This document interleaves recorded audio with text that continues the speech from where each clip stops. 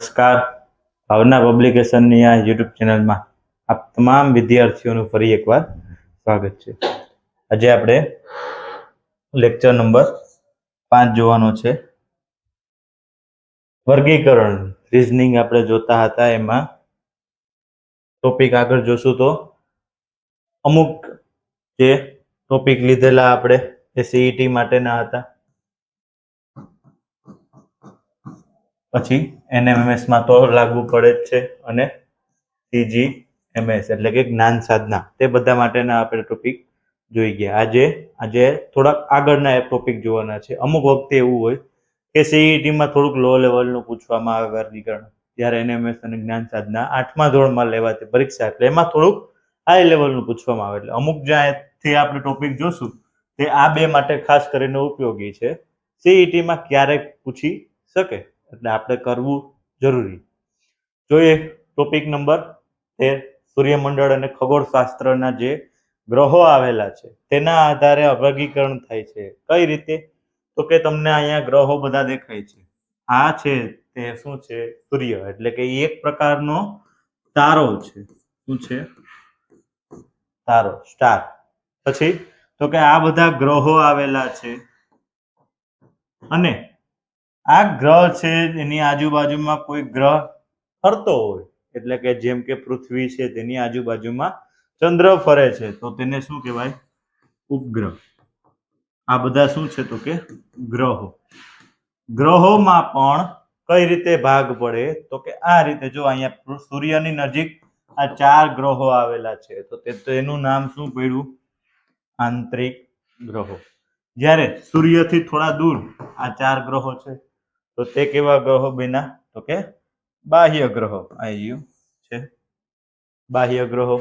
એટલે આ રીતે અલગ અલગ તમને પૂછી અને વર્ગીકરણ કરવામાં આવે છે. એમસીક્યુમાં જોશું એટલે આપણને ખ્યાલ આવશે. નીચેનામાંથી અલગ પડતો વિકલ્પ: પૃથ્વી, મંગળ, ચંદ્ર અને ગુરુ. જો અહીંયા પૃથ્વી છે, મંગળ છે અને ગુરુ હમણાં આપણે જોઈ ગયા એ રીતે કયા છે? તો કે એ બધા ગ્રહો છે. જ્યારે ચંદ્ર એ એક ઉપગ્રહ, છે, એટલે અલગ પડે. એના પછીનો સૂર્ય, બુધ, શુક્ર અને શનિ. સાવ સહેલો છે, તમારી ઉપર છોડું છું, હોમવર્કમાં એનો આન્સર જણાવજો. પછી તો કે નીચેનામાંથી અલગ પડતો વિકલ્પ શોધો. શું છે? તો કે ગુરુ, શનિ, યુરેનસ અને બુધ. ગુરુ, શનિ, યુરેનસ અને બુધ.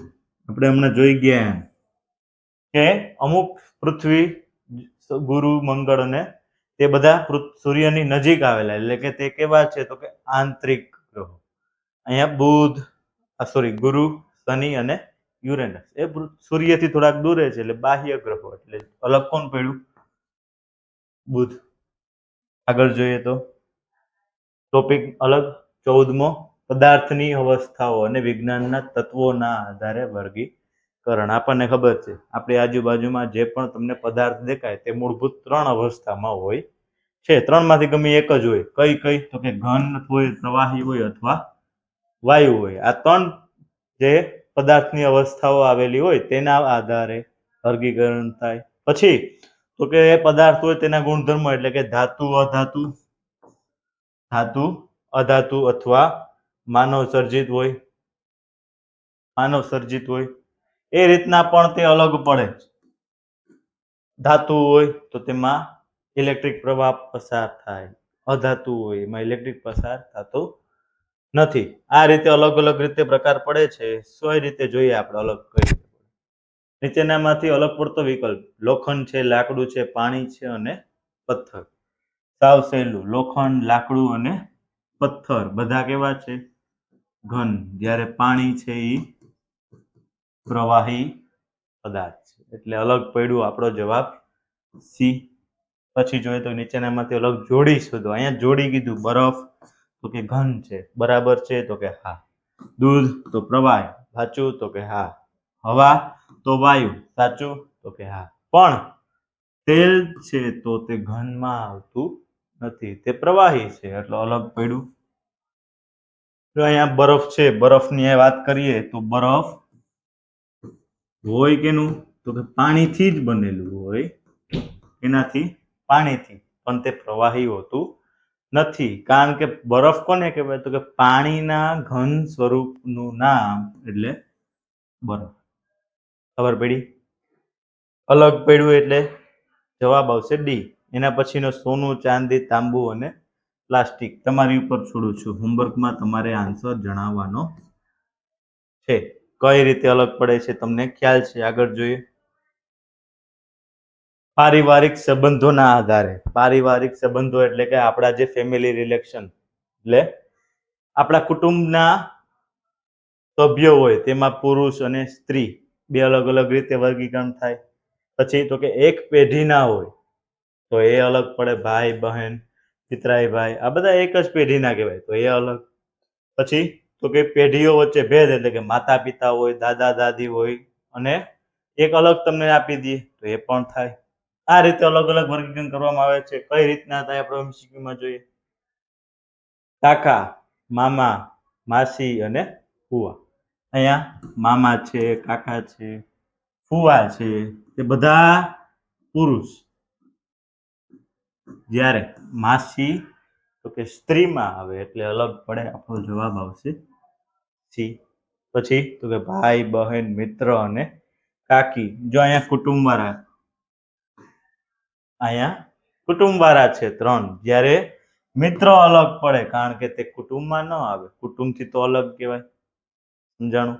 આગળ જુઓ તો દાદા દાદી છે, માતા પિતા છે, કાકા કાકી છે, ભાઈ અને માસી છે. તો કોણ અલગ પડે? તો કે આ તો બરોબર છે, આ બરોબર છે.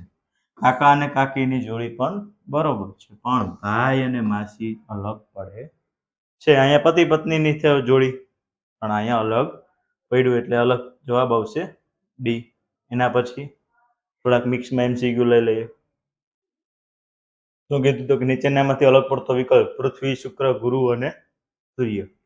તમે જણાવજો કઈ રીતના અલગ પડે છે તમને ખ્યાલ છે. આગળ જોઈએ તો કેરોસીન છે, પેટ્રોલ છે, ડીઝલ છે અને લાકડું. અહીંયા કેરોસીન, પેટ્રોલ, ડીઝલ બધું કેવું છે? પ્રવાહી. જ્યારે લાકડું છે એ ઘન સ્વરૂપ એટલે અલગ પડ્યું. આપણો જવાબ ડી. આગળ જોઈએ તો સૂર્ય. તો કે સૂર્ય એક તારો, સાચું છે. ચંદ્ર તો એક ઉપગ્રહ છે, સાચું છે. પૃથ્વી તો એક ગ્રહ છે, સાચું? તો કે હા. મંગળ તો એ તારો, નહીં, ખોટું. મંગળ કેવો છે? ગ્રહ, એટલે અલગ પડ્યું ઓપ્શન નંબર ડી. પછી માતા, બહેન, દીકરી અને ભાઈ. સાવ સહેલો એમસીક્યુ છે. કોણ અલગ પડે 4 માંથી? માતા, બહેન, દીકરી અને ભાઈ. તમે જણાવજો. Oxygen, nitrogen, carbon dioxide. પારો. પારો તમે ના સાંભળ્યું હોય નામ તો જ્યાં આપણે તાવ આવે ત્યારે ડોક્ટર ખબર હોય તો આપણને એક યંત્રની મદદથી મોઢામાં જીભ નીચે રાખીએ અને ખબર પડે કે તાવ કેટલા ડિગ્રી છે, કેટલા સેલ્સિયસ તાવ છે. તે માપવામાં જે સાધનમાં જે પ્રવાહી પારો વપરાય તેનું નામ પારો. એટલે તેનો ઉપયોગ ત્યાં થાય. આ કેવું હોય તો કે પ્રવાહી સ્વરૂપ. કેવું? પ્રવાહી. પણ અહીંયા જો કાર્બન ડાયોક્સાઇડ, નાઇટ્રોજન અને ઓક્સિજન બધા વાયુ સ્વરૂપના પદાર્થો છે એટલે અલગ કોણ પડ્યું? પારો. નીચેનામાંથી અલગ જોડ. લોખંડ, એલ્યુમિનિયમ છે, લાકડું છે અને તાંબુ. તમારી ઉપર છોડું છું, તમે એનો જવાબ હોમવર્કમાં જણાવજો. આગળ જોઈએ. નીચેનામાંથી અલગ પડતો વિકલ્પ બુધ, શુક્ર, પૃથ્વી અને નેપચ્યુન. બુધ છે, શુક્ર છે, પૃથ્વી છે અને નેપચ્યુન. એટલે કે આ 3 સૂર્યની વધારે નજીક છે. અલગ કોણ પડે? નેપચ્યુન, કારણ કે તે બાહ્ય ગ્રહ છે. પછી તો કે દાદા, નાના, દાદી અને શિક્ષક. અહીંયા દાદા, નાના, દાદી આ બધા આપણા કુટુંબના થાય, પણ શિક્ષક કુટુંબમાં આવે નહીં એટલે અલગ પડે. જવાબ આવશે ઓપ્શન નંબર ડી. આગળ જોઈએ છેલ્લો.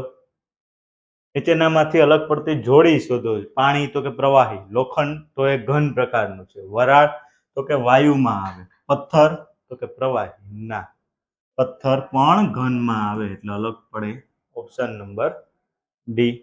આગળ જુઓ તો ભત્રીજો છે, ભાણો છે, દીકરો છે અને પુત્રવધુ. તમારે જ જણાવજો. હોમવર્કમાં તમને આપું છું. કઈ રીતે અલગ પડે છે તમને ખ્યાલ આવી જશે સરખી રીતના જોશો તો. આજે પણ આપણે 3 ટોપિક પૂરા કર્યા. ફરી પાછા વર્ગીકરણમાં જે કંઈ ટોપિક બાકી રહેતા હશે તે ટોપિકની માહિતી મેળવશું આપણે. એક વાત કહી દઉં વચ્ચે, સીઈટી માટે જે પણ બાળકો રાહ જોતા હતા તે બધા માટે 2026ની જે એક્ઝામ હમણાં ગઈ તે પેપરવાળી બુક આવી ગઈ છે. તે પેપર સાથેની નવી બુક.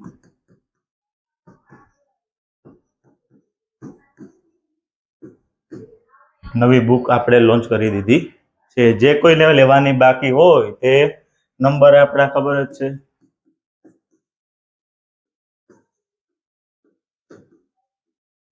આ નંબર ઉપર મેસેજ અથવા કોલ કરીને તમે બુક મંગાવી શકશો.